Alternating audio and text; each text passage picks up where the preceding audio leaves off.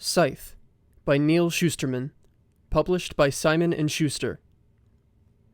Chapter 2, 0.303%. Tiger Salazar had hurled himself out of a 39-story window, leaving a terrible mess on the marble plaza below. His own parents were so annoyed by it they didn't come to see him. But Rowan did. Rowan Damish was just that kind of friend. He sat by Tiger's bedside in the revival center, waiting for him to awake from speed healing. Rowan didn't mind. The revival center was quiet, peaceful. It was a nice break from the turmoil of his home, which lately had been filled with more relatives than any human being should be expected to endure.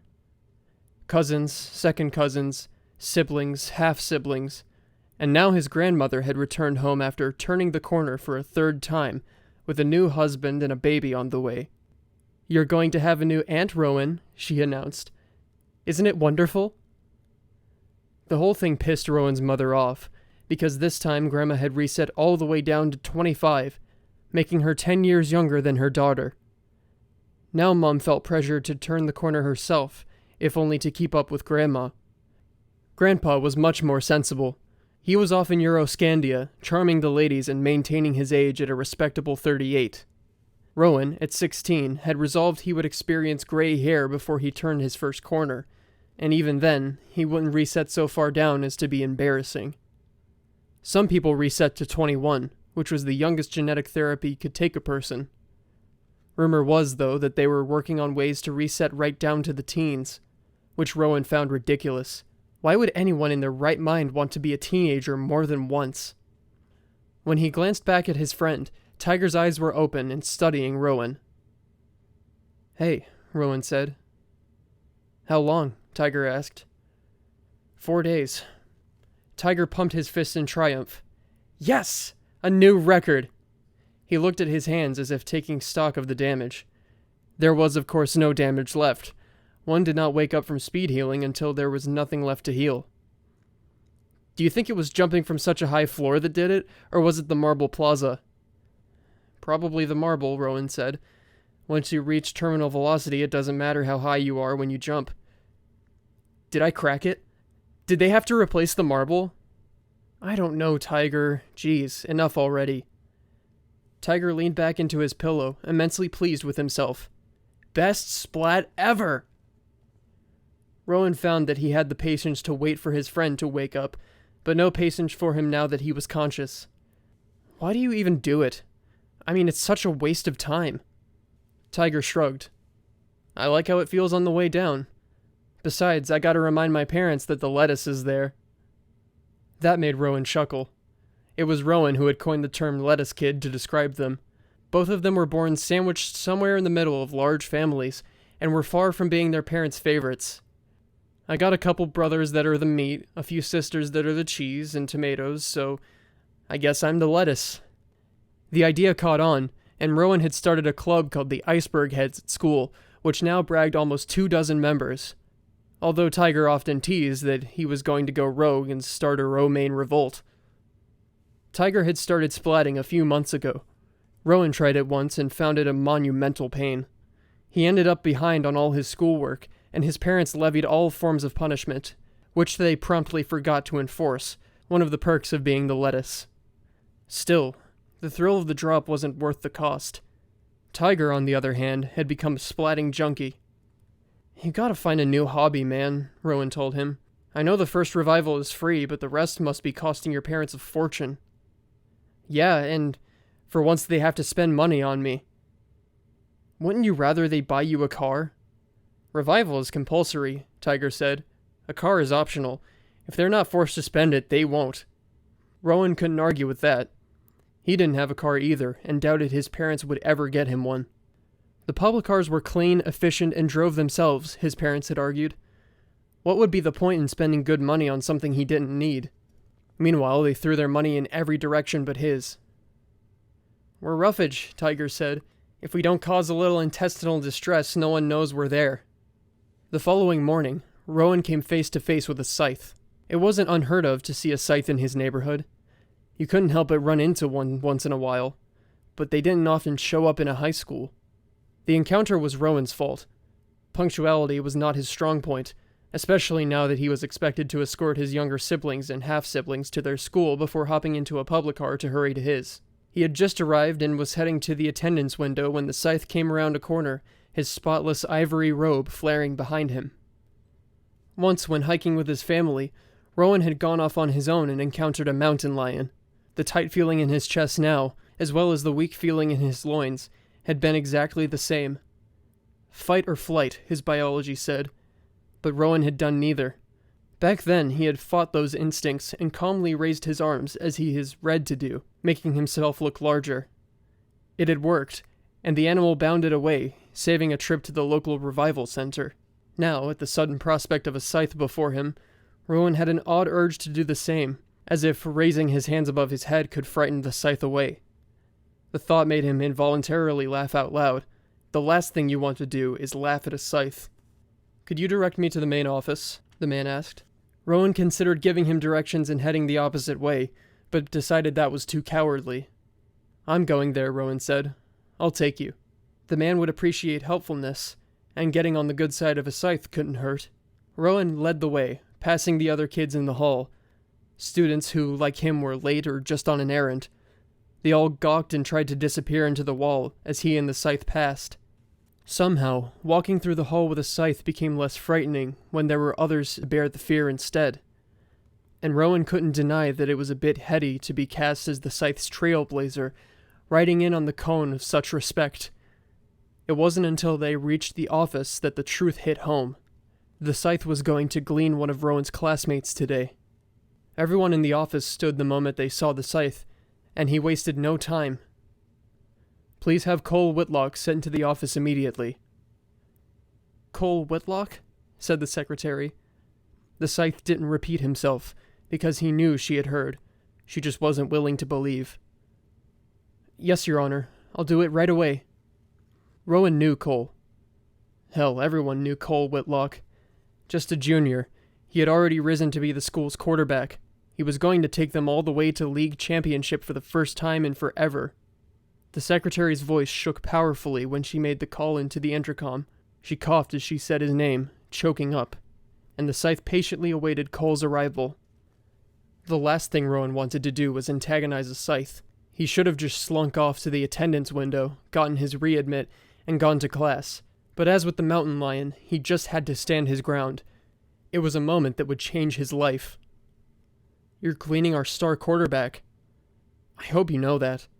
The scythe's demeanor, so cordial a moment before, took a turn towards Tombstone. "I can't see how it's any of your business." "You're in my school," Rowan said. "I guess that makes it my business." Then self-preservation kicked in and he strode to the attendance window, just out of the scythe's line of sight. He handed in his forged tardy note, all the while muttering, "Stupid, stupid, stupid," under his breath. He was lucky he wasn't born at a time when death was natural, because he'd probably never survived to adulthood. As he turned to leave the office, he saw a bleak-eyed Cole Whitlock being led into the principal's office by the scythe. The principal voluntarily ejected himself from his own office. He looked to the staff for an explanation, but only received the teary-eyed shaking of their heads. No one seemed to notice Rowan still lingering there. Who cared about the lettuce when the beef was being devoured? He slipped past the principal, who just saw him in time to put a hand on his shoulder.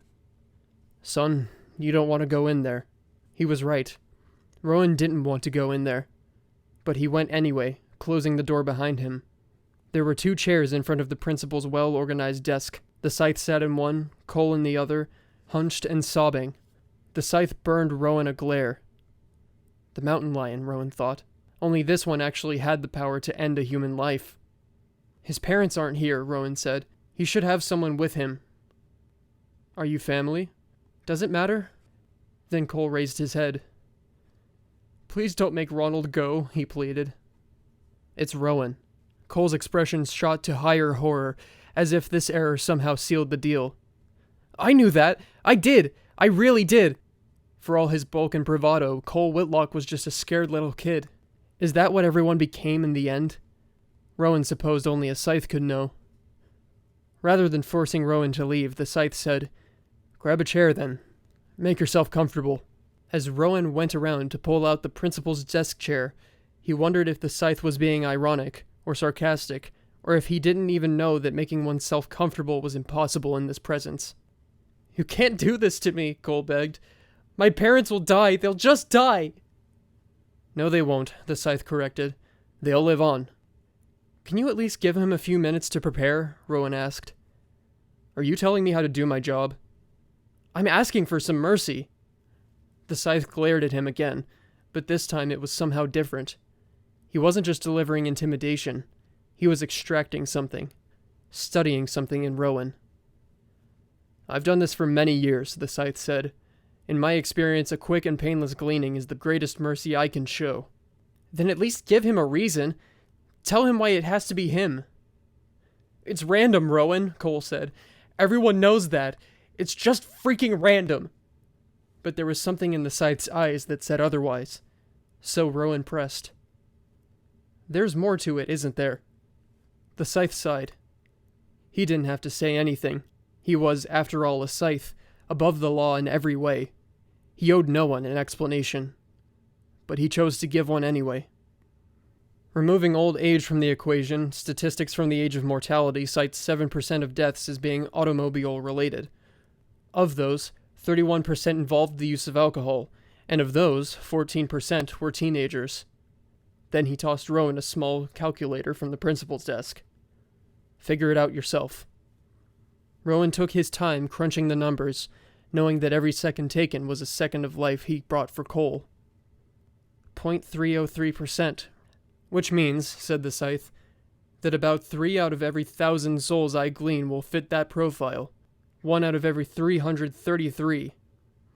Your friend here just got a new car and has a record of drinking to excess. So, of the teens who fit that profile, I made a random choice. Cole buried his head in his hands, his tears intensifying. "I'm such an idiot!" He pressed his palms against his eyes, as if trying to push them deep within his head.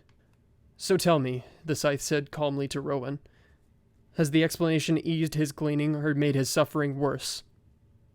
Rowan shrunk in his chair a bit. "Enough," said the Scythe. "It's time." Then he produced from a pocket in his robe a small paddle that was shaped to fit over his hand. It had a cloth back and a shiny metallic palm. "Cole, I have chosen for you a shock that will induce cardiac arrest. Death will be quick, painless, and nowhere near as brutal as the car accident you would have suffered in the age of mortality." Suddenly Cole thrust his hand out, grabbing Rowan's hand and holding it tightly. Rowan allowed it. He wasn't family. He wasn't even Cole's friend before today. But what was the saying? Death makes the whole world kin. Rowan wondered if a world without death would then make everyone strangers. He squeezed Cole's hand tighter, a silent promise that he wouldn't let go. "Is there anything you want me to tell people?" Rowan asked. "A million things," said Cole, "but I can't think of any of them." Rowan resolved that he would make up Cole's last words to share with his loved ones, and they would be fine words, comforting ones. Rowan would find a way to make sense of the senseless. "I'm afraid you'll have to let go of his hand for the procedure," the Scythe said. "No," Rowan told him. "The shock could stop your heart too," the Scythe warned. "So what?" said Rowan. "They'll revive me." Then he added, "Unless you've decided to glean me too." Rowan was aware that he had just dared a Scythe to kill him. In spite of the risk, he was glad he had done it. "Very well." And without waiting an instant longer, the Scythe pressed the paddle to Cole's chest. Rowan's vision went white, then dark. His entire body convulsed. He flew backward out of his chair and hit the wall behind him. It might have been painless for Cole, but not for Rowan. It hurt.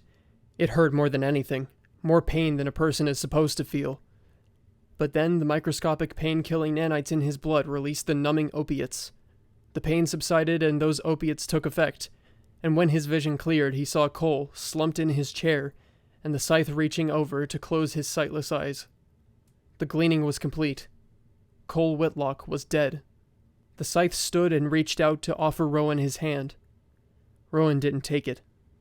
He rose from the floor on his own, and although Rowan felt not an ounce of gratitude, he said, "Thank you for letting me stay." The Scythe regarded him a little too long, then said, "You stood your ground for a boy you barely knew. You comforted him at the moment of his death, bearing the pain of the jolt. You bore witness, even though no one called you to do so. Rowan shrugged. I did what anyone would do. Did anyone else offer? The Scythe put to him. Your principal? The office staff? Any of the dozen students we passed in the hall? No, Rowan had to admit. But what does it matter what I did? He's still dead, and you know what they say about good intentions. The Scythe nodded and glanced down at his ring, sitting so fat on his finger. I suppose now you'll ask me for immunity. Rowan shook his head. I don't want anything from you. Fair enough. The Scythe turned to go, but hesitated before he opened the door. Be warned that you will not receive kindness from anyone but me for what you did here today, he said. But remember that your good intentions pave many roads. Not all of them lead to hell. The slap was just as jarring as the electric shock. Even more so because Rowan wasn't expecting it. It came just before lunch, as he was standing at his locker, and flew in with such force it knocked him back, making the row of lockers resound like a steel drum. You were there and you didn't stop it! Mara Pavlik's eyes flared with grief and righteous indignation. She looked ready to reach up to his nostrils with her long nails and extract his brain. You just let him die! Mara had been Cole's girlfriend for over a year. Like Cole, she was a highly popular junior, and as such would actively avoid any interaction with sophomore rabble such as Rowan. But these were extraordinary circumstances. It wasn't like that, Rowan managed to blurt out before she swung again. This time he deflected her hand. She broke a nail but didn't seem to care. If nothing else, Cole's gleaning had given her perspective. It was exactly like that! You went in there and watched him die! Others had begun to gather, drawn, as most are, to the scent of conflict. He looked to the crowd for a sympathetic face, someone who might take his side. But all he saw in the faces of his classmates was communal disdain. Mara was speaking, and slapping, for all of them. This is not what Rowan had expected. Not that he wanted pats on the back for coming to Cole's aid in his last moments, but he wasn't expecting such an unthinkable accusation. What are you, nuts? Rowan shouted at her, at all of them. You can't stop a Scythe from gleaning. I don't care, she wailed. You could have done something, but all you did was watch. I did do something. I held his hand. She slammed him back into the locker with more strength than he thought she could possibly have. You're lying. He'd never hold your hand. He'd never touch any part of you. And then, I should have held his hand. Around them, the other kids scowled and whispered things that they clearly wanted him to hear. I saw him walking in the hall with the Scythe like they were best buddies. They came into the school together this morning. I heard he gave the Scythe Cole's name. Someone told me he actually helped. He stormed to the obnoxious kid who made the last accusation. Ralphie something or other. Heard from who? No one else was in the room, you moron! But it didn't matter. Rumors adhered to no logic but their own. Don't you get it? I didn't help the Scythe. I helped Cole, Rowan insisted. Yeah, helped him into the grave, someone said, and everyone else grumbled in agreement. It was no use. He had been tried and convicted, and the more he denied it, the more convinced they'd be of his guilt. They didn't need his act of courage. What they needed was someone to blame, someone to hate. They couldn't take their wrath out on the Scythe, but Rowan Damisch was the perfect candidate. I'll bet he got immunity for helping, a kid said. A kid who had always been his friend. I didn't! Good, said Mara with absolute content. Then I hope the next Scythe comes for you. He knew she meant it. Not just in the moment, but forever. And if the next Scythe did come for him, she would relish the knowledge of his death. It was a darkly sobering thought, that there were now people in this world who actively wished him dead. It was one thing not to be noticed. It was something else entirely to be the repository of an entire school's enmity. Only then did the Scythe's warning come back to him, that he would receive no kindness for what he had done for Cole. The man had been right, and he hated the Scythe for it, just as the others hated Rowan.